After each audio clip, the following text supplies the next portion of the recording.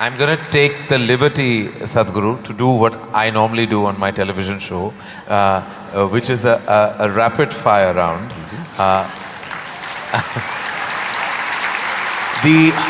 Normally the end of this round… When I was young, I watched a lot of, Wild West movies. Right. So when you fire, I also fire, all right? No, but no, I promise you, this is not that kind of… You're not in my line of fire at all. I will not take the liberty of being that person. These are just quick questions which when I ask for one word, you have to stick to that.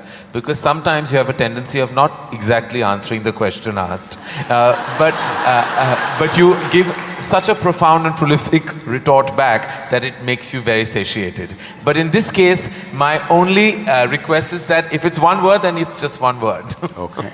And the end of this, normally, you get a hamper, but in the absence of a hamper here, you already have something, right? Yes. So, or this beautiful bouquet that is right next to you. But so there's no hamper, but you will get my utmost gratitude. Thank you. All right, very simply, what is the one thing that is essential to living a balanced life? Sense.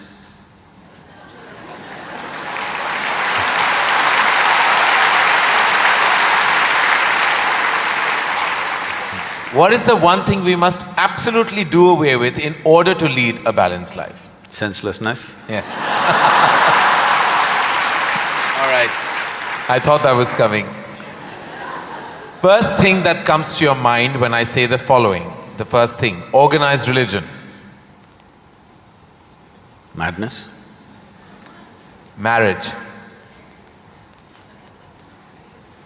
Cohabitation. Competition. Stupid. Money. Useful. Love.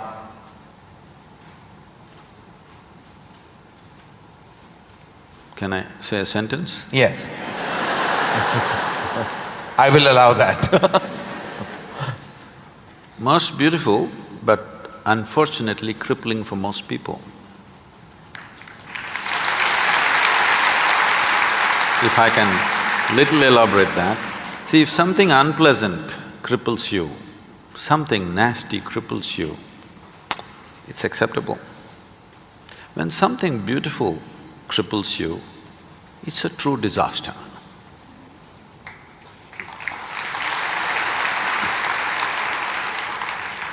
If you could ask one person, alive or dead, one question, who would you ask and what would that be?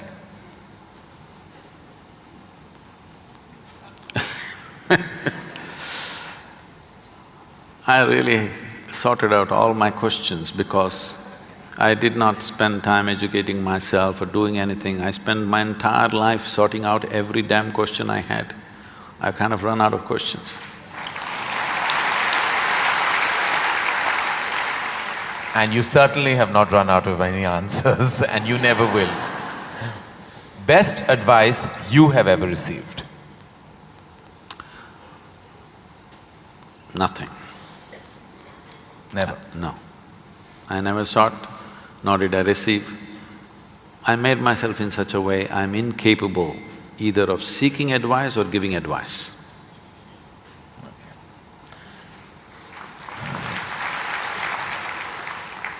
In an imaginary, completely hypothetical situation, if you had a day off with no commitments, no responsibilities, what would you spend the day doing?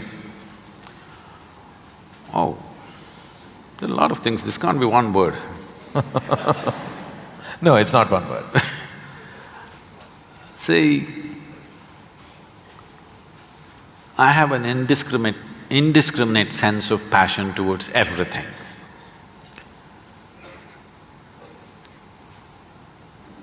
There were lots and lots of things I did at one time, but these days, time is not allowing me to do that, so generally if I have little time, all I do is play golf. Because that's safe and within the city and I can get back in time for something else to be done. But if an entire day is left to me, which they've not done for a long time, They've not left it to me.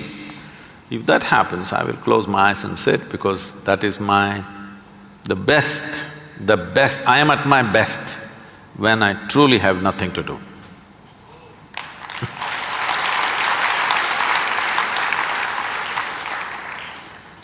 What is one thing you'd like people to remember about you at the end of your life?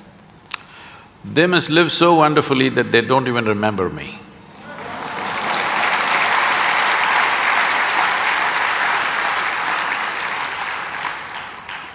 If you found a way to travel through time, where would you go? I'm kind of done with all those things. Your universe visited already. You have visas for every plant of this ecosystem. If we can do some slow fire, Yeah. because that's a question with many ramifications. This, for example, traveling in the world, we jetted around and now we want to travel to the Mars, we want to travel to another place. And now that's not enough, we want to travel into the past and future. All this longing is again exploratory in nature. Whether you go on vacation to Maldives or you want to go to Mars, it is fundamentally exploratory. Maybe you're also thinking of relaxation and pleasure and whatever, but essentially it's exploratory, otherwise why can't you do it here? It's something that you want to do, you want to touch another place. This longing is there in the human being only as long as the life that you are remains in a seed form. That is, it did not sprout and blossom. This happened when Adiyogi was expounding the science of yoga and talking about the nature of the cosmos, how it's related to your individual self and what you can do with it. Then the seven sages who were with him, they asked, what is the nature of this cosmos? How big is it? Where does it begin? Where does it end? So he laughed and said, your entire cosmos, I can pack it into your mustard seed. Because your ideas of time and space are essentially because you're living within the framework of your intellect. If you cross that dimension, then there is no such thing as time and space. Everything is here and now. So, traveling through time, space, no, it means nothing to me, because it's difficult to express, difficult to articulate. If I sound little… I have a reputation of being very logical, but if I sound illogical or silly to you, you can blame it on my jet lag. I just come from United States after 6 weeks, so you can say, maybe he was jet lagged, that's why Sadhguru is saying something silly. But I'm fine. I'm saying this because you can't fit the universe into your silly little logic. Today's human being is too overly enamored with their own logic that they're missing the entire life. The gamut of phenomena that's happening in the existence is missed because the only way you can accept anything is it has to fit in to the square hole of your logic. Anything that doesn't fit into your logic, you will reject. In this, you rejected the entire cosmos. In this, you have rejected the magic of life. You have become a slave of logic and completely missing the magic of life. So, this time, space, all this stuff is because intellectually you're trying to dissect the universe and try to understand this. Tell me, if you sit here, suppose you're very joyful, do you see, you will not know how the day passed off. And if you're depressed, do you see the day won't pass? So time is a consequence of the miserable nature of human existence. If you are truly blissed out and ecstatic, you wouldn't know what is a day, what is a year, what is a lifetime, you wouldn't know. There have been times I sat down, I didn't realize, I thought it's 5 minutes, but people gathered around and started molesting my feet. No, because in their understanding, I sat there for many days or whatever. This idea of time and space is a very convoluted idea simply because people are stuck in the framework of their logic. My work, my fundamental work is to take people beyond the framework of logic into the true magic of existence, our own existence. But it takes a lot of time. Still, my reputation is of being very logically correct because I'm still trying to woo them, still wooing them, you know. For the real thing to happen, they will take a long time, unfortunately, because they have become such slaves of their logic. What is the first thing you notice when you meet a person? Just everything. Everything. Everything. Past, present and future.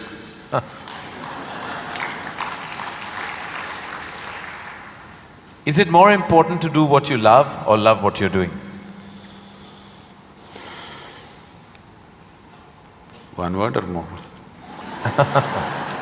The choice is entirely yours.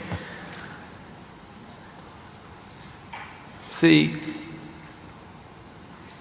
if you are an intelligent person, you will try to do what you love most. But if you're a genius, you will do just what is needed.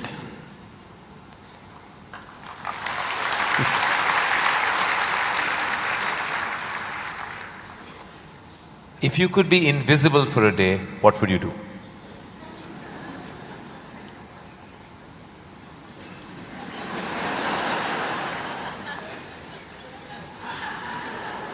You wouldn't know?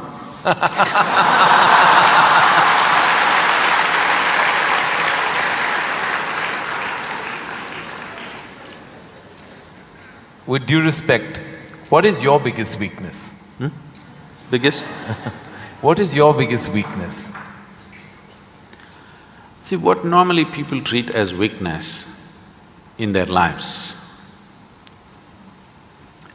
Okay, let me give a normal answer. Why? Why am I going into all this? Already you said I'm what? What is the word? Sashayed.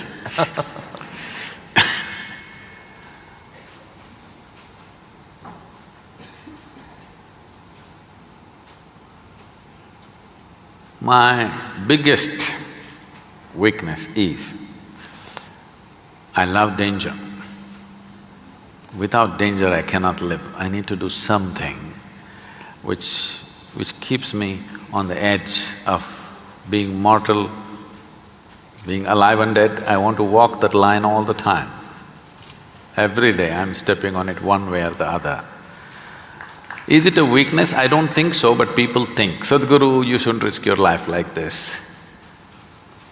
But if there's no risk, I feel I'm not being… because most of the time in my life, for whatever I'm doing, I don't feel tested. It's only in moments of danger that I feel little tested. So my weakness is, I like to be stretched, you know. For all the time when I was riding across India and later on I started driving, my only wish was that to find a machine which will test my skills. Always found the damn things broke down if I took it to my limits. These days recently I'm beginning to get to do a few machines which are testing me, whether I can push it all the way or not. Maybe that's because of my age. No. If I had met them much younger, I think I would have managed to work around them. One thing the world doesn't know about you. They don't know a thing about me.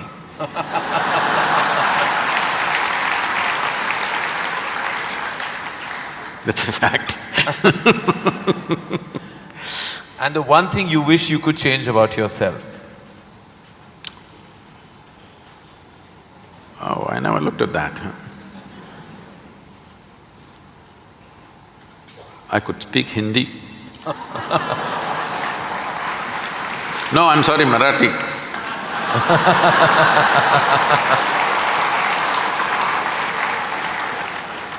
The one thing you wish you could change about the world? Oh, a lot of things. One. Human beings. Desperately in need of. Sir, what would you consider to be your greatest achievement? I don't think there's any. Because I always fall woefully short of my own expectation of what I could do. So I never feel anything is an achievement. Is there a song you love and can listen to all the time? Oh. I somehow